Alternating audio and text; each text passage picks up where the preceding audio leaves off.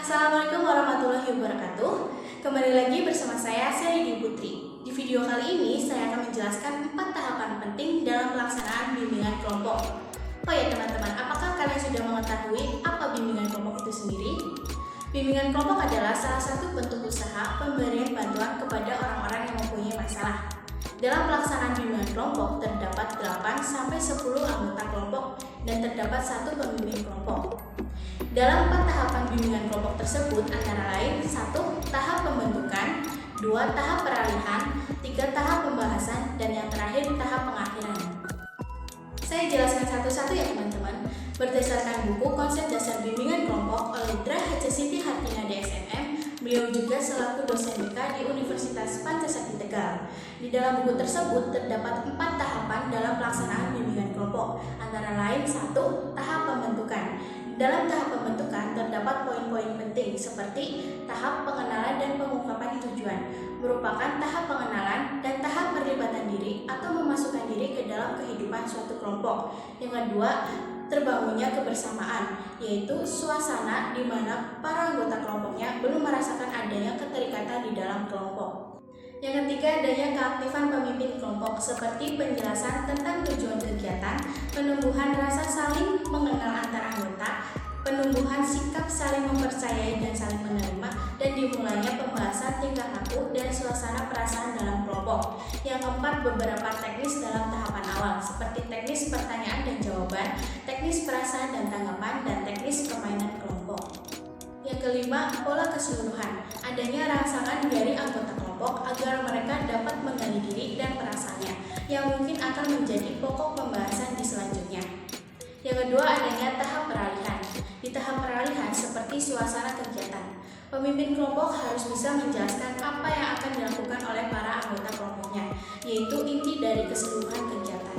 Pemimpin kelompok juga harus bisa memastikan suasana para anggota kelompoknya agar merasa nyaman dan semangat untuk mengikuti kegiatan tersebut. Selanjutnya, adanya suasana ketidakimbangan. Pemimpin kelompok harus bisa membawa anggota kelompoknya agar bisa aktif, dapat mengutarakan permasalahan sesuai tema atau topik kegiatan tersebut. Pemimpin kelompok juga harus bisa menunjukkan sikapnya yang hormat, hangat, tulus, dan empati. Selanjutnya, adanya jembatan antara tahap 1 dan tahap 2. Pemimpin kelompok menjelaskan asas-asas dalam bimbingan kelompok, dan pemimpin kelompok juga harus bisa memastikan bahwa kelompoknya dapat memasuki ke tahap selanjutnya dengan ditegaskan, diulangi, dan dimantapkan kembali. Yang terakhir, adanya pola keseluruhan. Pemimpin kelompok harus bisa membuka percakapan dengan membangun hubungan seperti saling bertukar pengalaman, mengutarakan perasaan yang terjadi, penyajian, dan pembukaan diri dengan bebas. Yang ketiga, adanya tahap pembahasan. Di dalam tahap pembahasan ini terdapat poin-poin seperti mengemukakan permasalahan, pemilihan masalah atau topik, pembahasan masalah atau topik, dan mengemukakan permasalahan. Berdasarkan tanya jawab dari poin-poin di atas mendapatkan hasil antara lain: yang pertama, makin terperincinya aspek-aspek permasalahan yang dimaksud. Yang kedua, makin jelasnya tugas-tugas yang harus dilaksanakan atau harus diselesaikan oleh para anggota kelompok. Yang ketiga, makin menjelaskan cara-cara yang harus ditempuh oleh para anggota kelompok. Yang keempat, makin menjelaskan bentuk hasil yang harus dicapai oleh anggota kelompok. Yang kelima, makin menjelaskan bentuk laporan dari hasil pembahasan. Yang terakhir, adanya tahap pengakhiran. Di dalam tahap pengakhiran terdapat 2 poin penting. Yang pertama, frekuensi pertemuan. Pemimpin kelompok menanyakan kepada para anggota kelompoknya apakah kegiatan ini akan dilaksanakan kembali. Apabila jawaban dari para anggota kelompoknya dominan iya, maka pemimpin kelompok harus membuat jadwal baru.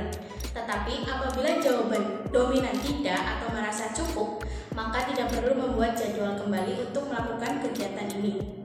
Yang kedua, adanya pembahasan hasil kelompok. Pemimpin kelompok berperan penting sebagai penguatan dan pemberi kesimpulan dari hasil yang telah dicapai oleh kelompoknya. Dan diharapkan para anggota kelompoknya dapat memetik suatu hasil yang cukup berharga dari pembahasan permasalahannya tersebut. Dan kegiatan ini diakhiri oleh pemimpin kelompoknya. Terima kasih, sekian dari saya, semoga bermanfaat. Wassalamualaikum warahmatullahi wabarakatuh.